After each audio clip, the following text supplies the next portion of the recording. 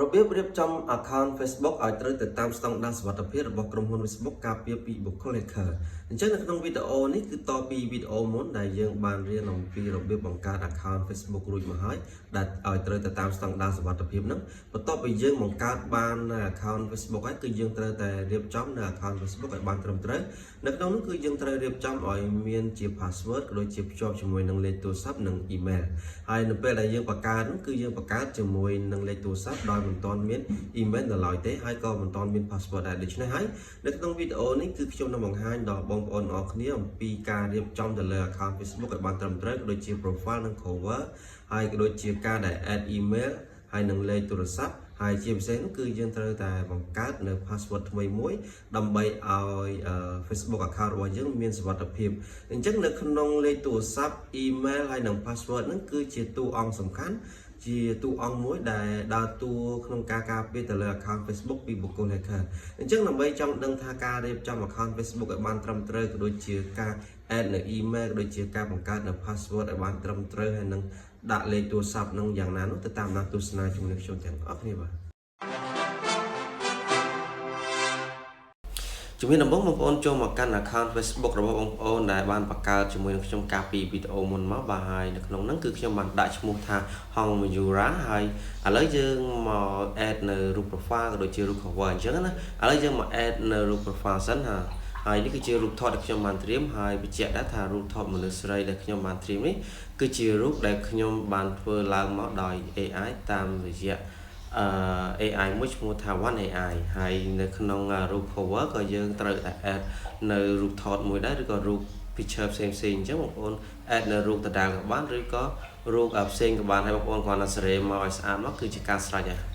ហើយបន្តមកទៀតបងប្អូនធ្វើការរងចាំឲ្យវាដំណើរការឲ្យបានល្អសិនមកបាទហើយឃើញថាវារូបអត់ពេញប៉ុន្តែយើងចាំទៅសេរីនៅក្រោយទៀតក៏បានដែរអញ្ចឹងបងប្អូនចូលមកសេរីនៅកន្លែងមួយទៀតនៅកន្លែងថា edit profile អញ្ចឹងបងប្អូនគ្រាន់តែចូលមកតាមខ្ញុំមកនៅក្នុងនេះគឺយើងអាចផ្លាស់ប្ដូររូប profile ឬក៏រូប cover បានតាមចិត្តឲ្យបងប្អូនសេរីទៅបើសិនជាបងប្អូនអត់សេរីទេបងប្អូនចូលមកចំណុចមួយទៀតមកគឺកន្លែងaboutនេះគឺកន្លែងដែលយើងត្រូវថាតែសេពីបំណងនៅក្នុង page នេះអញ្ចឹងណាចឹងបងប្អូនគ្រាន់តែសេតាមខ្ញុំមកក៏បានដែរគ្រាន់តែថាសួស្ដីបងប្អូនជួយ like ជួយ follow ទៅហ្នឹងគឺជាការសាច់បន្ទាប់មកបងប្អូនយកពាក្យថា save តាមខ្ញុំមកបាទហើយយើងចូលមកកាន់មកជំនាញទៀតបងប្អូន scroll ឡើងទៅលើបន្តិចដើម្បីទៅយកពាក្យថា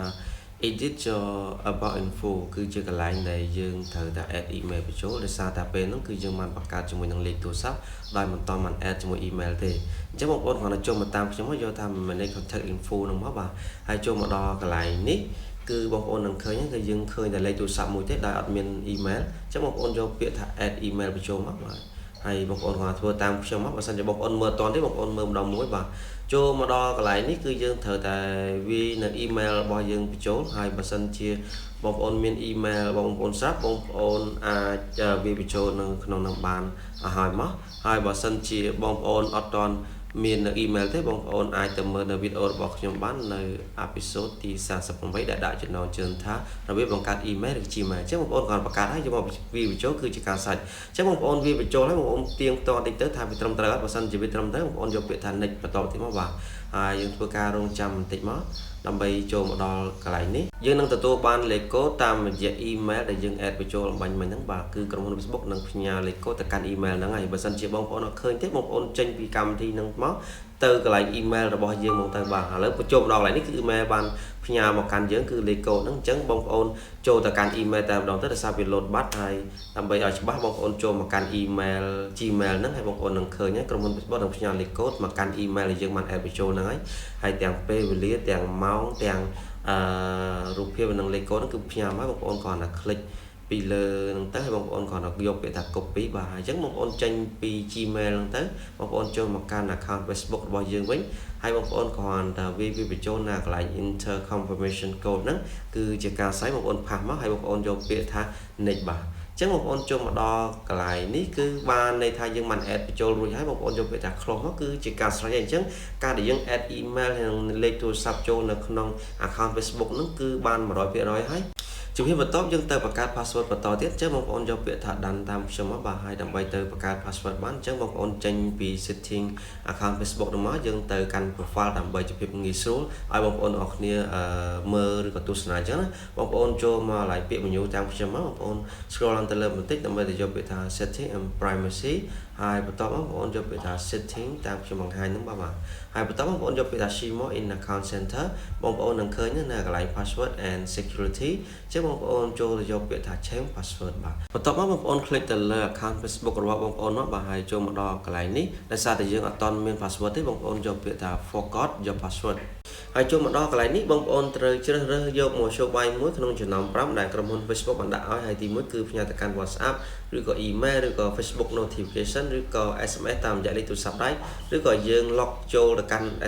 Facebook តែម្ដងដោយតាមរយៈ password តែដោយសារយើងអត់មាន password ទេយើងត្រូវតែបង្កើតថ្មីបងប្អូនយកនៅមធ្យោបាយទី2មកគឺផ្ញើតាមរយៈ email ដោយសារតែយើងបាន add បញ្ចូលរួចហើយអញ្ចឹងបន្ទាប់ពីយើងបាន click ហើយគឺបងប្អូនយកពាក្យថា continue វានឹងផ្ញើលេខកូដមកកាន់យើងហើយតាមរយៈ email ហ្នឹងអញ្ចឹងបងប្អូនគ្រាន់តែយកអាលេខកូដហ្នឹងមកវាបញ្ចូលនៅអាកន្លែងនេះដែលខ្ញុំបានបង្ហាញហ្នឹងបងប្អូនគ្រាន់តែវាបញ្ចូលមកហើយយកពាក្យថា continue មកហើយផ្ទៀងផ្ទាត់ឲ្យត្រឹមត្រូវមកបាទបន្ទាប់មកបងប្អូនយកពាក្យថា continue មកបាទបន្តមកទៀតបងប្អូននឹងចូលមកដល់កន្លែងនេះយើងត្រូវតែបង្កើតនៅ password ថ្មីគេដាក់ថា create a new password អញ្ចឹងបងប្អូនគ្រាន់តែវាយនៅ password ថ្មីដែលបងប្អូនចង់វាយហ្នឹងហើយបញ្ជាក់ដែរដើម្បីទទួលបាននៅ strong password និងគោលការណ៍សុវត្ថិភាពរបស់ក្រុមហ៊ុន Facebook នោះបងប្អូនធ្វើតាមការណែនាំរបស់ខ្ញុំមកបងប្អូនដាក់អីក៏បានដែរឲ្យតែមានអក្សរអង់គ្លេសមានអក្សរធំហើយនិងអក្សរអង់គ្លេសទូចបន្តមកទៀតបងប្អូនវាជាលេខហើយនឹងនិមិត្តសញ្ញាយ៉ាងហោចណាស់ឲ្យបាន16តួឡើងទៅគឺបងប្អូននឹងទទួលបាន password ដែលមានសុវត្ថិភាពពីក្រុមហ៊ុន Facebook ហើយអញ្ចឹងបងប្អូនគ្រាន់តែផ្ទៀងផ្ទាត់ឲ្យត្រឹមត្រូវបន្តមកបងប្អូនscreenshot ទុកឬក៏ note ទុក receipt ទុកដើម្បីជាការចំណាំហើយបងប្អូនយកពាក្យថា nick តាមខ្ញុំមកបាទអញ្ចឹងបើយើងនឹងទទួលបាន password ដែលមានសុវត្ថិភាពខ្ពស់ពីក្រុមហ៊ុន Facebook ហើយបន្តមកទៀតបន្ទាប់ពីយើងបានយកពាក្យថា nick ហើយគឺវានឹងទទួលបានហើយចូលមកដល់កន្លែងនេះបងប្អូនថយទៅកាន់ profile account Facebook សិនមកបាទដើម្បីជាភាពងាយស្រួលហើយយើងនឹងធ្វើការ log out នៅ account Facebook នឹងចេញសិនហើយយើងនឹង log ចូលមកកាន់ account Facebook នឹងម្ដងទៀតដោយប្រើតាមរយៈ email និង password ដែលយើងបានបង្កើតអញ្ចឹងបន្ទាប់ពីយើងបាន log ចូលហើយយើងមកវាបញ្ចូលនៅ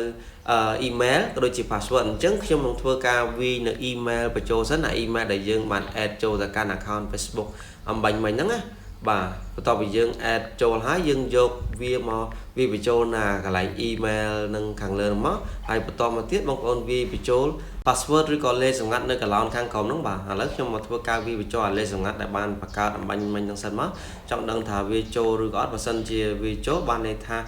password និង email របស់យើងអាចប្រើប្រាស់បានហើយឥឡូវយើងមក log in ជាមួយនឹងខ្ញុំទាំងអស់គ្នាសិនមកបាទចង់ដឹងថាវាចូលអត់ហើយបន្ទាប់ពីយើងចុចពាក្យថា log in ហើយយើងធ្វើការរងចាំតិចមកបាទឥឡូវយើងទទួលបាននៅ account Facebook ដែលយើងបាន log ចូលជាមួយនឹង email និង password ដែលយើងបានបង្កើតមិញហើយអញ្ចឹងបានន័យថា email និង password ដែលយើងបានបង្កើតហ្នឹងគឺយើងអាចប្រើប្រាស់បានអញ្ចឹងបងប្អូនត្រូវរក្សាវាទុកឲ្យបានត្រឹមត្រូវជាការសម្ងាត់កុំឲ្យមានអ្នកផ្សេងគេស្គាល់ដើម្បីអាច log ចូលទៅកាន់ account Facebook របស់យើងគ្រប់គ្រងដែលគេឲ្យឈ្មោះថា hacker អញ្ចឹងណាបងប្អូនបាទអញ្ចឹងនៅក្នុងវីដេអូនេះបានប្រាប់ដល់បងប្អូនទាំងអស់គ្នាហើយអំពីការបង្កើតនៅ account Facebook ថ្មីដែលត្រូវតាមស្តង់ដារសុវត្ថិភាពរបស់ក្រុមហ៊ុន Facebook ហើយក៏ដូចជាការបង្ហាញ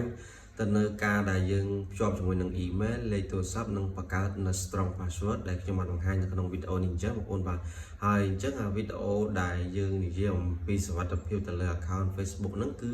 មានតែប៉ុណ្ណេះទេហើយកុំភ្លេចជួយចុច like share និង follow ដើម្បីទទួលបាននៅចំណេះដឹងថ្មីៗបន្ថែមទៀតបាទអរគុណច្រើនជួបគ្នានៅវីដេអូក្រោយ